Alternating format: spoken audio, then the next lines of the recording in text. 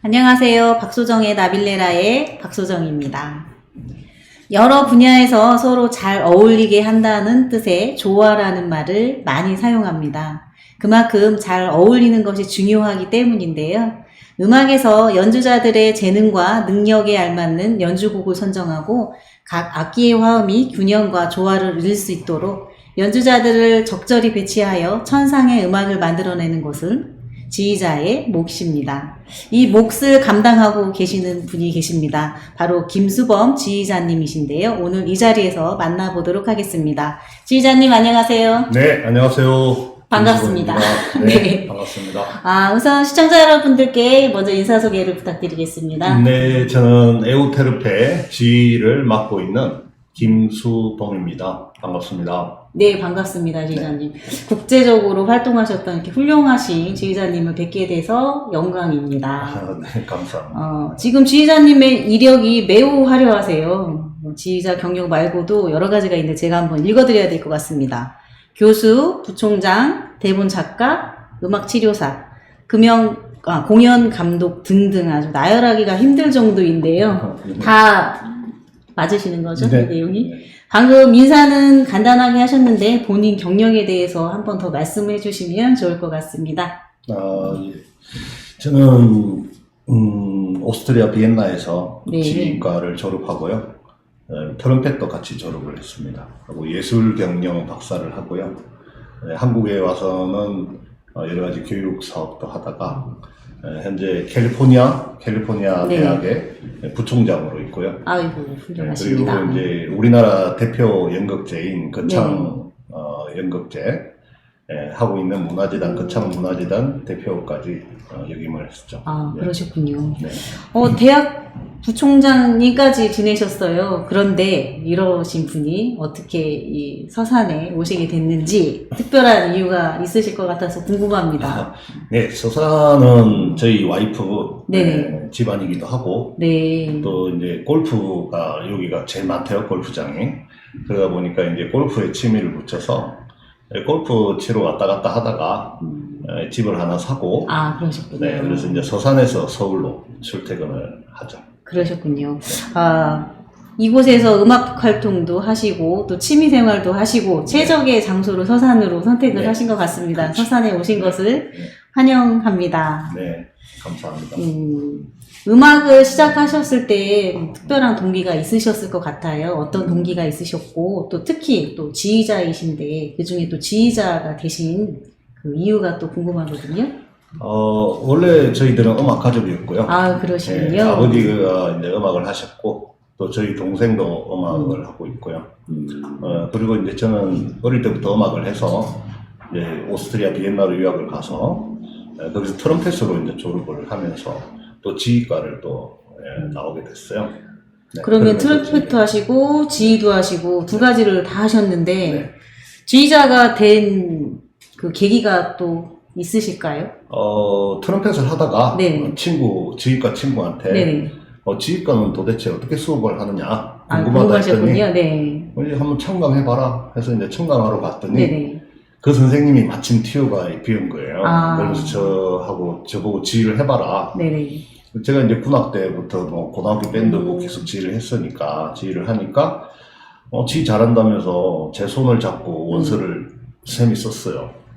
그러면서 입학을 하라고. 그래서 그냥 우연하게 지휘는 정말 배우고자 해서 막 수십 년 이렇게 준비한 건 아닌데 이제 지휘과를 들어가기 위해서는 피아노도 치고 이렇게 했어야 되거든요.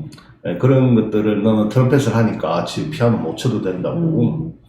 그러면서 이제 지휘과를 시험 보라 했는데 1년 후에 다시 또 피아노를 쳐서 제 시험을 보고 들어갔어요. 단계를 좀 생략하고 올라가신 것 같은데 아마 지휘자로서의 뭐 탁월한 그 역량이 있으셨기 때문에 뭐 가능했던 일인 것 같고 운명적이셨던 것 같습니다. 네. 비엔나에서 유학을 하신 걸로 알고 있어요. 네. 이제 저도 비엔나 하면 떠오르는 단어들이 몇 개 있는데 좀 물어봐 주시겠어요? 네. 비엔나 하면 뭐가 떠올라요? 저는 이제 아무래도 수준이 있는 이 방송 진행자이다 보니까 대답을 모차르트나 뭐 베토벤 이렇게 떠오른다고 해야 되겠죠? 그런데 사실은 저 먼저 떠오른 단어가 있습니다. 비엔나 소세지와 네. 비엔나 커피. 예. 근데 이 비엔나 소세지는 없어요. 비엔나에 없고, 또 비엔나 커피라는 것도 비엔나에 없어요. 비엔나에 다 없었군요. 예. 제가 안 그래도 궁금했던 게 그거였거든요. 이게 비엔나 커피를 비엔나 가서 달라고 하면 안 주고요. 멜랑시를 달라고. 멜랑시. 멜랑시. 네, 멜랑시 하면은. 깜빡 속았습니다. 네. 여러분, 비엔나에 가면 비엔나 소세지가 없다고 합니다. 또 유명한 이야기가 있어요. 과거 비엔나 유학 시절에 대단한 그 회사에서, 그룹에서 지휘자님을 후원했다고 하는데 어떻게 된 건지 좀 이야기 좀 들려주세요. 제가 이제 그 보드와이저 수석 개건 지휘자로 네. 우연하게 이제 그 지휘자가 됐고, 네. 그리고 이제 그 비엔나 대사관에서 기업체를 소개해 줬는데 네. 대우자동차였어요. 네. 그때 대우자동차가 비엔나에 지점을 가지고 있었죠. 근데 그분을 만나서 제가 후원을 부탁을 했는데 그냥 후원을 부탁한 게 아니라 이렇게 얘기했어요. 어떻게 말씀하셨나요? 세이지 오자와하고 네. 우리나라 대표 지휘자하고는 10년 전에는 같은 동급이었는데 네네. 지금은 세이지 오자와가 빈필 지휘자가 됐다. 네. 그리고 이제 한국 지휘자는 한국에 들어가 지휘를 하고 있다. 네, 그래서 그게 왜 그렇게 된 줄 아시냐고. 그러니까 왜 그렇게 됐냐요. 그래서 제가 이렇게 얘기했어요. 오페라 하우스 위에 소니 간판을 보라고. 그 일본 기업은 그 문화적인 거를 지휘자를 한 명 키워서 자기들이 문화적인 열등감을 해소했는데 네. 거기에 비해서 우리나라는 그런 이미 큰 사람 아니면 후원을 하지 않는다. 그래서 일찍부터 후원을 해야 되는 거다. 그 뒤에 한 달 후에 버드와이저에서 연락이 왔어요. 와. 대우자동차에서 후원을 했다고. 그래서 저도 겁이가 올라갔죠. 근데 대단하신 게 그렇게 지휘자님이 그때 혹시 나이가 어떻게 30대 중반인 거. 그러면 지금 꽤 조금 낮은 연령대 낮은 젊은 나이셨는데 건방졌죠. 어떻게 생각하면 그분들이 그렇게 얘기했을 때 뭔가 당돌하다는 생각도 했을 것 같은데 어쨌든 한 달 안에 그렇게 후원해주겠다는 답변이 온 걸 보면 아마 지휘자님을 이렇게 알아보셨던 것 같고 탁월한 선택을 한 것 같습니다. 그 비엔나에 제가 듣기로는 비엔나에는 골목마다 정말 뭐 클래식 소리에 취하지 않을 수 없다라는 이야기를 들었는데요. 진짜로 그런지 궁금합니다. 일단 베토벤이 네네. 그 6개월마다 이사를 갔어요. 왜냐하면 자기 귀가 먹었다는 거를 네. 숨기기 위해서. 그 밑에 하숙집 아줌마들이나 뭐 주변 동료들이 귀 먹은 걸 알면은 미술가가 눈을 잃은 것 같거든요. 그렇겠네요. 그래서 그걸 속이기 위해서 6개월마다 이사를 가니까 베토벤 하우스가 83개나 있어요. 꽤 많은 이사를 다녔네요. 네, 그래서 그 유적지만 돌아다녀도 비엔나는 거의 한 달 걸리죠. 그 외에도 모차르트, 뭐 요한 스트라우스, 브람스, 그 다음에 뭐 주페, 네네. 뭐 많은 음악가들이 거기에서 활동을 했어요. 네네. 네, 거의 뭐 다 대부분이죠. 브람스, 뭐, 그 다음에 브루커너, 리스트, 아주 많아요. 저도 살짝 공부를 하다 보니까 거기에 최대 이제 지금 공원으로 많이 유명하다고 하는데 거기에 유명한 음악가들의 묘지가 다 모여 있다고 하는데 거기도 가보셨나요? 저는 처음 유학 갔을 때 우리나라 참이슬 소주를 들고 그땐 진로였나? 그래 가서 소주를 한 잔씩 부어주면서 나한테도 영감을 주셔서 하고 기도한 적이 있어요. 그때 영감을 주셨나 봅니다. 간절함이 있었겠죠. 네. 그 최근에 또 에우테르프 앙상블 오케스트라 지휘자로서 서산 문화회관에서 이제 공연하신 걸로 알고 있는데요. 공연 중간중간마다 곡에 대한 이제 해석을 또 함께 해주셔서 관객들에게 큰 호응을 이제 얻었다고 이야기 들었습니다. 어떤 식으로 이렇게 해석을 해주셨는지 공연에 대해서 한번 좀 사실 클래식은 그 해석은 사실 안 해요, 잘. 왜냐하면은 프로그램에 나오든지. 네네. 요즘은 워낙 그 유튜브가 잘 돼 있어서 검색을 하면 되는 거죠. 네. 근데 뭐 제가 그 얼마나 지식이 있고 말을 잘하겠습니까? 그건 아닌데. 잘 하실 것 같은데요. 네. 그런데 많은 분들이 좋아해 주셨어요. 특히 이제 현대 오일뱅크에서 후원을 해 주시면서. 우리는 서산은 클래식 공연이 좀 드물기 때문에. 그런 해설을 꼭 부탁한다. 그래서 제가 갑자기 준비해서 곡의 멘트를 이렇게 달아서 네네. 설명을 조금 했죠. 근데 그게 반응이 좋았던 것 같아요. 매우 도움이 되셨을 것 같아요. 이제 중간에 설명을 들으면서 관람을 하셔서 감동이 더해졌을 거라는 생각이 듭니다. 아무래도 클래식이 어렵다는 그런 이제 의식들을 많이 가지고 있는데, 지금 영상을 하나 준비를 하셨는데, 어떤 영상인지 간단하게 좀 설명 좀 부탁드리겠습니다. 라데스케 행진곡인데요. 주로 앵콜로 많이 하죠. 네. 이번 공연은 주로 심포니로만 하다 보니까 이제 앵콜을 좀 가벼운 곡을 준비를 했어요. 이번에는 하면서 관중들도 같이 박수를 치면서 제 지휘에 맞춰서 박수를 쳤는데, 아주 특별한 점은 이 음악이라는 게 연주자들의 음악을 수동적으로 감상을 하는 게 아니라 같이 박수를 치면서 호응하게 만들었고요. 거기에 대해서 굉장히 많은 분들이 좋아하셨어요. 그래서 이 음악이라는 게 홀을 만든 분, 악기를 만든 분, 그 다음에 연주자, 그 다음에 관객까지 하나가 되는 그런 자리를 만들었기 때문에 그 곡을 소개를 한번 해드리려고 합니다. 예, 매우 궁금합니다. 라데스키 행진곡 한번 함께 시청해 보시도록 하겠습니다.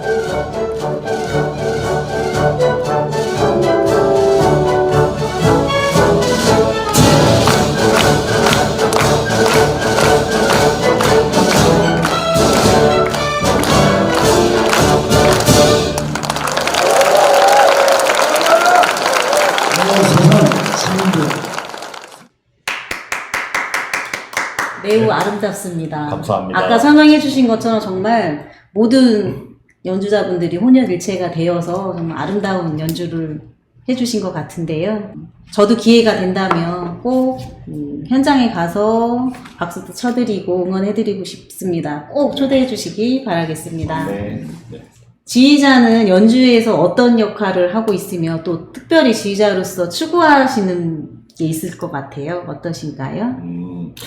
지휘자는 사실 그 지휘 단상이 거의 뭐 1제곱미터밖에 안 돼요. 네네. 네, 그런데 그 자리에 올라서서 자기가 흔들어야지 소리가 난다고 생각을 하는데, 사실은 저는 트럼펫 소리 연주 생활을 많이 했지만 네.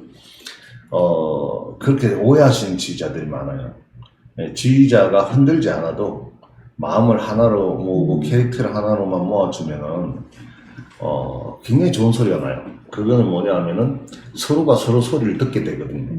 이 지휘자가 이 단원들 목을 재고 카리스마로 끌고 가려고 하다 보면 어떤 현상이 일어나냐 하면은 서로가 서로 소리를 듣지 못해요. 그래서 앙상블이 깨지게 돼요. 그 제일 중요한 거는 서로 하모니가 되게 만들어주고 서로 소리를 듣게 만들어주고 그 다음에 캐릭터를 하나로 모으는 작업이 그게 지휘자지. 내가 이거를 리더다. 예, 그렇게 생각하고 이렇게 끌고 가면은 힘들어져요. 그래서 저는 지휘자는 CEO와 같다고 네. 생각을 해요.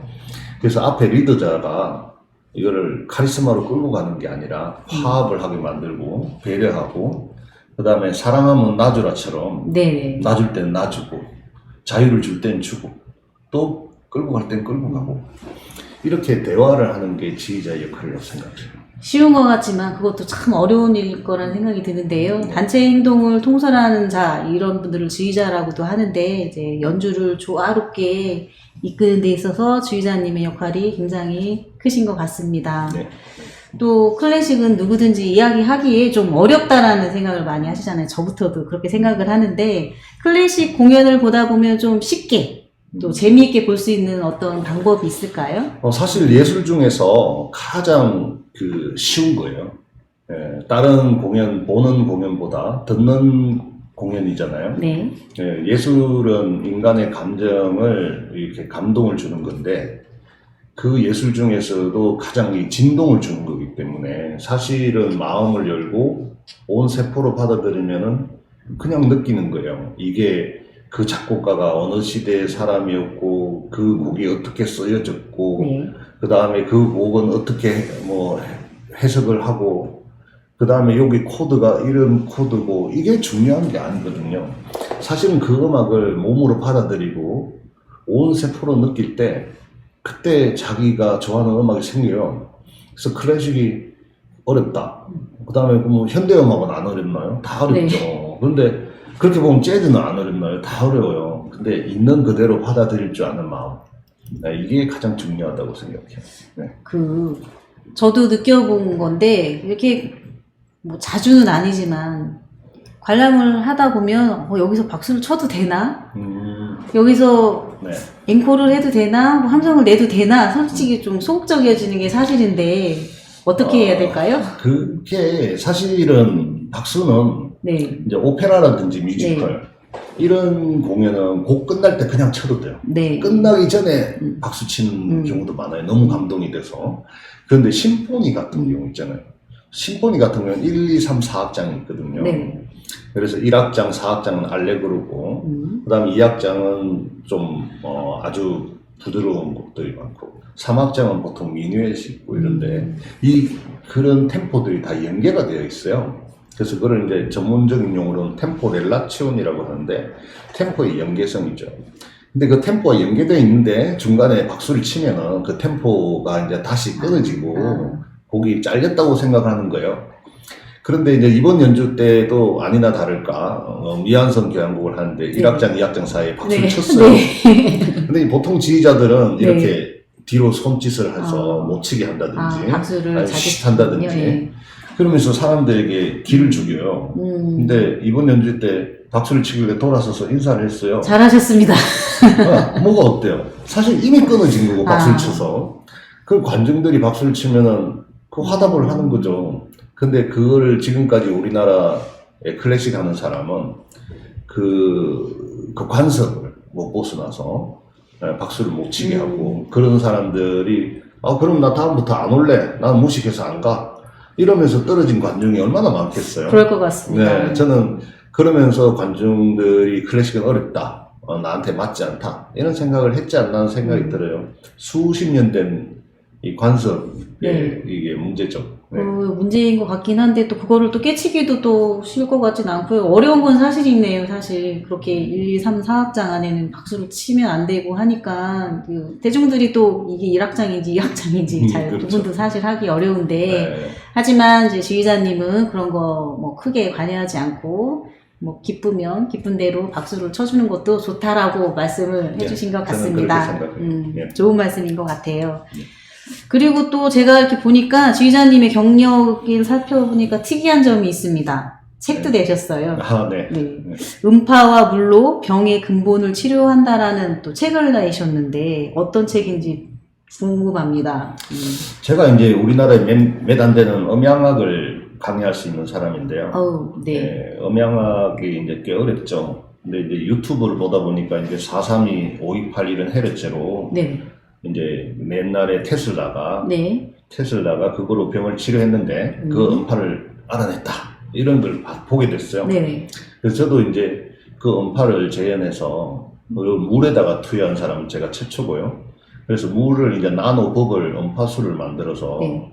그 여러 곳에다가 제가 보급을 해주고 있어요. 네, 그래서 그 지금 한 3군데 되는데 수경 재배하시는 분도 있고, 그래서 제가 그런 책을 내게 된 동기는 그런 테슬라라는 사람은 그게 몇 헤르츠인지를 말을 안 하고 돌아가셨어요. 네네. 근데 이제 제가 책을 내면은 이게 이제 2판, 4판 이렇게까지 낼 생각인데 계속 발전해가지고 책을 쓰다 보면 우리 인생은 짧고 뭐 예술은 길다처럼 이거를 쭉 이렇게 책을 만들다 보면 다음에 그 사람들이 그 책을 읽고 계속 연구가 지속 발전 가능하지 않을까. 그렇죠. 네, 그래서 책을 만들게 됐어요. 기록물로 이제 길이 남겨질 것 같은데 절판됐어요. 다 팔렸어요. 축하드릴 일 아닙니까? 네.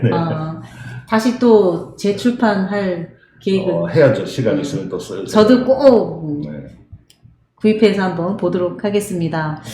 올해 또 세우신 계획이 참 많으실 텐데 앞으로의 계획이 있다면 어떤 것들이 있으실까요? 일단 서산 당진 그 다음에 대산 이쪽을 중심으로 연주 활동을 하고 있는 에우테르페 앙상블 공연을 뒷받침하고요. 네. 그리고 1년에 한 3번 정도는 이관 편성 41명으로 공연을 준비하고 있습니다. 그래서 내년에는 뮤지컬 가수들, 유명한 뮤지컬 가수들을 불러서 뮤지컬의 밤도 기획을 하고 있습니다. 네, 멋진 콜라보가 기대가 됩니다. 한 가지 저 개인적으로 또 궁금한 것이 혹시 에우테르페 앙상블 오케스트라에 나도 좀 지원을 해서 같이 활동을 해보고 싶다. 뭐 이런 분이 혹시 시청자분들 중에서 있으실 수도 있을 것 같은데 어떤 자격 조건이 있으실까요? 일단 전공을 해야 되고요. 네. 그 다음에 이제 이 충남 지역에 네. 살고 계신 분들 위주로 해요. 왜냐하면은 서울엔 잘하신 분들 많죠. 근데 그런 분들이 우리 일주일에 2번씩 모여서 연주하기가 쉽지 않아요. 맞습니다. 일주일에 2번씩 연습을 하고 결국은 앙상블이라는 건 호흡을 맞추는 거예요. 그 오케스트라 음악은 솔로 곡처럼 어렵지가 않아요. 사실은 대학만 나오면 할 수 있는 수준인데 이거를 앙상블을 맞추고 화음을 맞추는 건 서로 호흡이에요. 그렇죠. 서로 눈빛만 봐도 그 사람 마음을 알고 할 수 있는 거는 앙상블이거든요. 그래서 그 조건은 뭐냐 하면은 그렇게 호흡이 맞는 사람들. 그래서 아무나 받아들이진 않고요. 성격도 좀 보고 그리고 잘 참여하는지도 보고 한 1년 정도 지난 다음에 단원으로 임명을 하고요. 그 다음에 앙상블 같은 경우는 한 달에 한 번 이상씩 공연을 하고 있어요. 하고 있고 이제 큰 공연은 이제 예산이 많이 필요하니까 맞습니다. 그거는 1년에 한 3번 정도만 하려고 하고 있어요. 또 생각하고 있으신 사업이라든지 뭐 계획에 대해서 좀 말씀 좀 해주세요. 네. 제가 그 와이프가 바이올린을 하니까 이제 제가 외국에 많이는 뭐 1년에 3-4차례부터 한 10회 정도 왔다 갔다 했어요. 많이 다니셨네요. 그러다 보면 이제 악기사를 둘러서 1년에 한 대 정도씩 사왔어요. 한 번 나갈 때 한 번씩. 그러다 보니까 이제 3천만 원 정도, 평균 그 정도 되고, 비싼 거는 뭐 억 단위도 있는데. 어마어마합니다. 한 30대 정도 지금. 바이올린만 30대요? 와, 대단하시네요. 그런데 이제 여기에 콩쿨이나 이런 학생들, 중고등학생들 쓰는 거 보면은. 근데 우리는 소리만 들어도 악기를, 가격을 알아맞혀요. 그러시군요. 그런데 이제 보통 몇백 정도를 쓰고 있더라고요. 그런 학생들에게 저희들이 이제, 저희들이 기부를 하려고. 그래서 이제 무료 렌탈을 사업을 꿈꾸고 있어요. 그래서 형편이 어려운 걸 떠나서 부모들에게는 굉장히 큰 부담이죠. 악기를 바꿔준다는 게. 그래서 저희들이 무료 렌탈 사업을 꿈꾸고 있습니다. 그래서 서산을 중심으로 충남 지역에 음악하는 사람들에게 무료 악기 렌탈 사업을 하려고 해요. 네. 정말 감사하고 또 소중한 그런 사업 계획이 있으십니다. 아유, 네. 감사합니다. 네, 감사합니다. 올해 세우신 계획을 잘 마무리하시고 또 새로운 내년에는 김수범 지휘자님과 또 에오테르페 앙상블 오케스트라 단원 모든 분들이 행복하시길 네. 바라겠습니다. 네. 오늘 바쁘신 가운데 나와주셔서 좋은 말씀 해주셔서 너무 감사드리고 네. 앞으로 또 뵙기를 희망하겠습니다. 네, 감사합니다. 네. 올해가 저물어가고 있습니다. 한 해의 삶을 뒤돌아보며 조화로운 삶을 위해 선택을 해야 될 시기인데요. 음악이 조화를 이룰 때 천상의 화음으로 우리에게 더 큰 기쁨과 행복을 주는 것처럼 우리의 삶도 그러기를 바라면서 박소정의 나빌레라 마치도록 하겠습니다. 감사합니다.